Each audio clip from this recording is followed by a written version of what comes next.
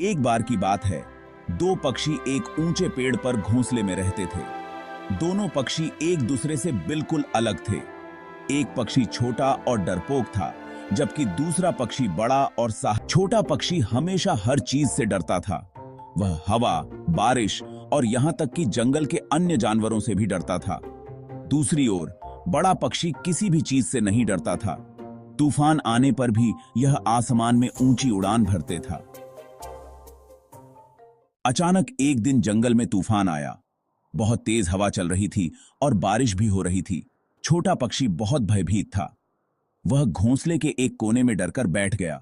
हिलने डुलने से बहुत डरता था। दूसरी ओर बड़ा पक्षी डरा नहीं था। वह घोंसले से बाहर उड़ गया और तूफान में चला गया।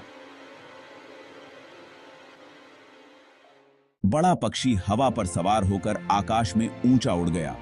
यह बहुत ही खुश था। बड़े पक्षी ने कभी इतना स्वतंत्र महसूस नहीं किया था। थोड़ी देर बाद तूफान थम गया। बड़ा पक्षी वापस घोंसले में लौटकर आया और छोटे पक्षी को अपने साहसिक कार्य के बारे में बताया। छोटा पक्षी चकित रह गया। उसने कभी सोचा भी नहीं था कि तूफान में उड़ना इतना मजेदार हो सकता है।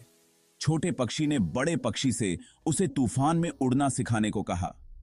बड़ा पक्षी सहमत हो गया और दोनों पक्षियों ने एक साथ तूफान में उड़ने का अभ्यास किया। आखिरकार छोटी चिड़िया के अंदर जो डर था वो साहस में बदल गया। तूफान आने पर भी यह आसमान में ऊंची उड़ान भर सकता था। छोटा पक्षी तूफान में उड़ना सिखाने के लिए बड़े पक्षी का बहुत आभारी था।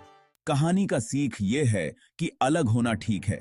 हम सभी को इस बात पर गर्व होना चाहिए कि हम कौन हैं और हमें दूसरों में अंतर की सराहना करना सीखना चाहिए। हम सभी एक दूसरे से सीख सकते हैं और हम सभी दोस्त बन सकते हैं, भले ही हम अलग अलग हों।